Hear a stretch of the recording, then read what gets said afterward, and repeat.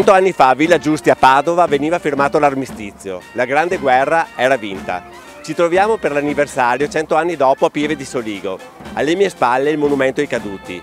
Nel 1922 il monumento però era un altro, era un'opera dello scultore Giovanni Possamai, un'opera in bronzo, un'opera che venne fusa nell'ambito della campagna Armi per la Patria durante la Seconda Guerra Mondiale.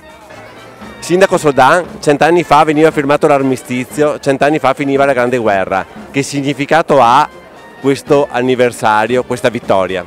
Per noi un significato di pace e di ricordo per quelle persone che con la loro vita ci hanno donato, appunto come diceva lei, la libertà. Oggi tante volte diamo per scontato questo aspetto, diamo per scontato che tutto ciò che viviamo serenamente sia dovuto, invece è costato la vita di tante persone sia durante la guerra per le pallottole, per le bombe, ma anche per la fame, per gli stenti che soprattutto in queste zone nell'ultimo anno di conflitto hanno subito e hanno portato alla morte di tantissimi civili.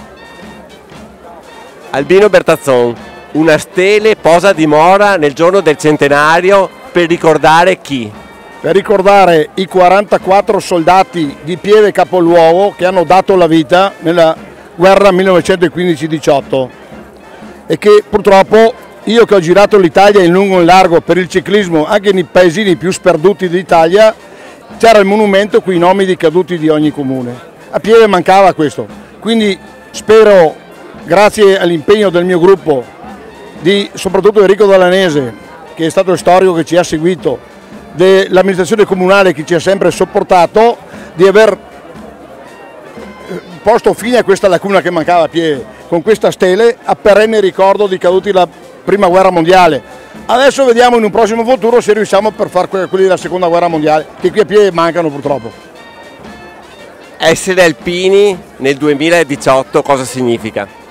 Ma pensa, io ho fatto l'alpino nel 69-70, ho ancora lo spirito alpino delle marce in montagna, della fratellanza, dell'aiuto reciproco quando ci troviamo nelle difficoltà, nei scavalcamenti, nelle montagne, in mezzo alla neve, l'aiuto reciproco che abbiamo avuto fra di noi, fra alpini, e questo poi l'abbiamo portato qui nelle nostre comunità e continuiamo a contribuire per aiutare chi ha bisogno e fare del bene al prossimo.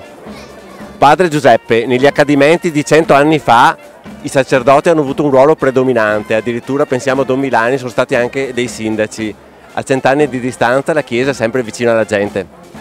Certo, hanno fatto i sindaci, ma ricordo anche che hanno documentato con i diari scritti, poi stando vicini alla gente, ecco, tutti i momenti della guerra. Parecchi sacerdoti hanno arricchito i nostri archivi proprio di questi ricordi, mettendo in risalto non soltanto quelli che erano al fronte, ma anche la situazione delle famiglie. E credo siano stati veramente insieme. Tanti sono partiti anche da questi nostri luoghi, delle nostre parrocchie qui che erano invase, per trovare rifugio da altre parti, quindi sfolati, e hanno seguito la loro gente in quei tempi.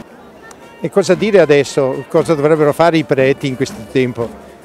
Veniamo da una bella celebrazione che abbiamo fatto in Duomo questa mattina, ecco, pregando per i caduti della guerra, ma soprattutto perché al giorno d'oggi si valorizzi tutto quello che loro hanno conquistato per noi, quindi la libertà, la democrazia, l'unità, il fatto di essere impegnati, sentirci solidali, ecco, tutti i valori che adesso proponiamo e vogliamo vivere per mantenere questa bella patria che loro ci hanno conquistato in modo così da dare anche la loro vita per essa.